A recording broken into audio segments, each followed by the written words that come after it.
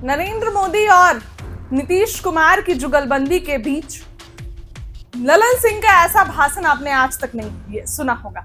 Lalan Singh stage पर भाषण देने पहुंचे और नीतीश कुमार और मोदी, नरेंद्र मोदी देखते रह गए। एक साथ जो थे दोनों बैठे हुए थे और इसी क्रम में जब नरेंद्र मोदी भागलपुर पहुंचे तो ललन सिंह उठकर जो है वो भाषण देने के लिए गए और उसी दौरान ललन सिंह का भाषण जो था चल रहा था और नीतीश कुमार और नरेंद्र मोदी ललन सिंह को देखते रह गए। देखिए, चुनावी साल है, चुनावी साल में नरेंद्र मोदी का आज बिहार दौरा था, आज भागलपुर दौरा था और मधुबनी पहुंचे थे।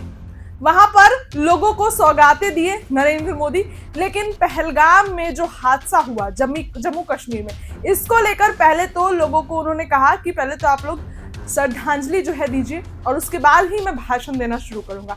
तो उसके बाद ही नरेंद्र मोदी ने जो है वो भाषण देना शुरू किया, लेकिन उसके पहले ललन सिंह बोले, नीतीश कुमार बोले। अब ललन सिंह अपने भाषण में खूब गरजते दिखाई दिए, चाहे वो आने वाले चुनाव की रणनीतियों को बताना हो, चाहे विपक्ष को घेरना हो।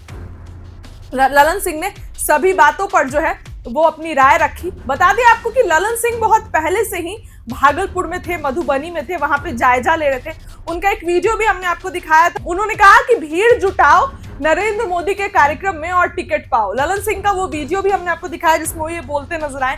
अब नीतीश और नरेंद्र मोदी के सामने ललन सिंह का ये वीडियो आप देखिए। ललन सिंह का ऐसा भाषण आपने नहीं सुना होगा जो आज नरेंद्र मोदी और नीतीश कुमार के सामने ललन सिंह ने दिया।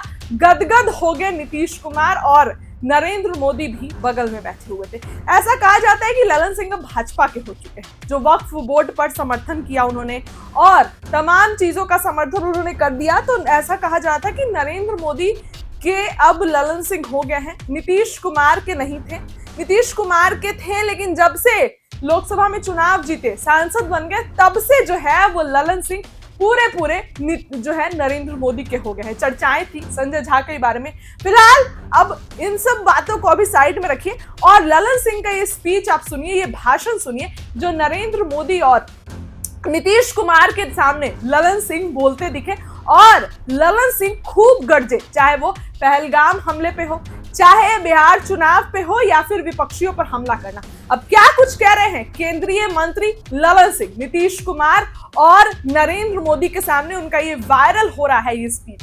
क्या कुछ लगता है आप भी देखिए और कमेंट करके हमारे कमेंट सेक्शन में बताइए। वीडियो को लाइक करिए, चैनल को सब्सक्राइब करिए। बहुत बहुत धन्यवाद। सरकार के सम्मानित मंत्रीगण, सभी सांसदगण, सभी विधायकगण और इस विशाल सभा में उपस्थित आप सभी बुजुर्गों, नौजवान साथियों, माताओं और बहनों, आज पंचायती राज दिवस है और पंचायती राज दिवस के दिन आदरणीय प्रधानमंत्री जी मधुबनी जिला के एक पंचायत में आए हैं और इस पंचायत में आने के लिए मैं उनका हार्दिक अभिनंदन करता हूं, उनका आभार व्यक्त करता हूं।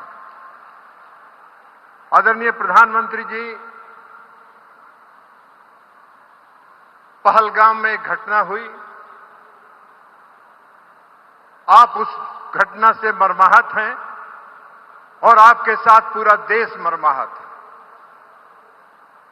इसके पहले भी पुलवामा में आतंकवादी घटना हुई थी, पूरा देश आपके साथ था और आज के इस आतंकवादी घटना के बाद भी पूरा देश आपके साथ है और आपकी शक्ति पर इस देश के लोगों को भरोसा है कि आप समय पर उनको माकूल जवाब आप देंगे।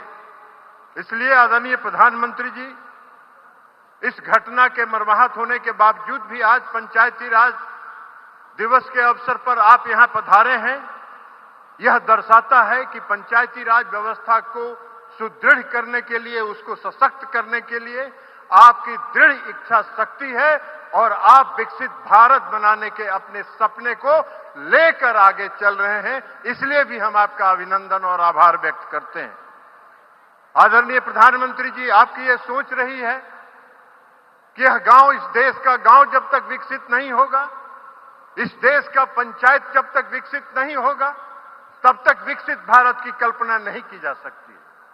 और पंचायती राज व्यवस्था को सुदृढ़ करने के लिए, उसको सशक्त करने के लिए, उसको आत्मनिर्भर बनाने के लिए, उसको स्वावलंबी बनाने के लिए आपने जो पिछले 10 वर्षों में अथक प्रयास किया है, उसका परिणाम आज दिख रहा है और आपका पंचायत और आपका गांव सशक्त हो रहा है।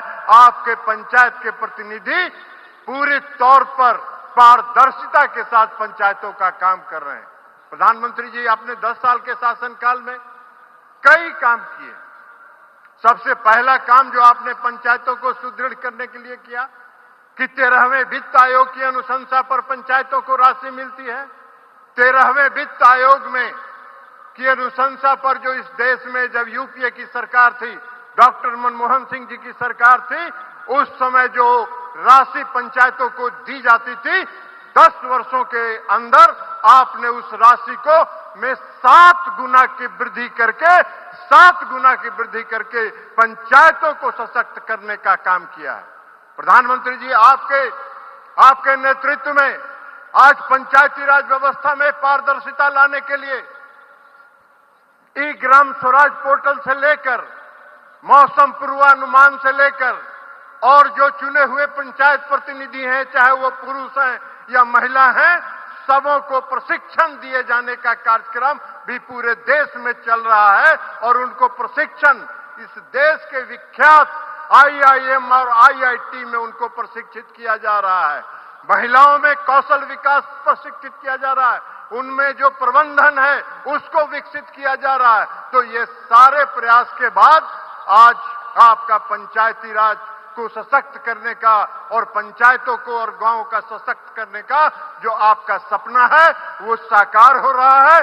पुनः प्रधानमंत्री जी, पंचायती राज दिवस के अवसर पर आपका यहां पधारने के लिए हम आपका अभिनंदन करते हैं, आपका स्वागत करते हैं और आपका आभार व्यक्त करते हुए हम अपनी बात समाप्त करते हैं। बहुत बहुत धन्यवाद।